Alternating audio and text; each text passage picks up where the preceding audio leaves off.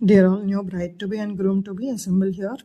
ఇదైతే ఒక secret recipe, అది కూడా మీకు చాలా యూజ్ అవుతుంది. ఇది మా మమ్మీ స్పెషల్ రెసిపీ. నేను చిన్నగా ఉన్నప్పుడు చాలాసార్లు చేసేవాళ్ళు, పిల్లలకి కూడా చాలా హెల్ప్ అవుతుంది. సో ఫస్ట్ రెసిపీ అయితే చాలా సింపుల్. ఒక 1/2 kg గ్రేప్స్ని సాల్ట్తో వాష్ చేసుకొని మళ్ళీ ఇంకొక 2 times వాష్ చేసుకున్న తర్వాత ఇలా మనకి గ్రేప్స్ మునిగే వరకు వాటర్ పోసుకోవాలి. వాటర్ ఎక్కువ పోసుకోకూడదు, టేస్ట్ మారిపోతుంది. స్టవ్ ఆన్ చేసేసి గ్రేప్స్ స్టవ్ మీద పెట్టేసుకొని 2 ఇలాచీస్తో బాయిల్ చేసుకోవాలి. ఈ స్టేజ్లో షుగర్ కూడా యాడ్ చేసుకోవచ్చు, బట్ ఇది మనం రెఫ్రిజిరేట్ చేసుకుంటే ఈజీగా 2 to 3 days, ఇంకా ఒక 1 day ఎక్స్ట్రా కూడా ఉంటుంది ప్రాపర్గా స్టోర్ చేసుకుంటే షుగర్ లేకుండా.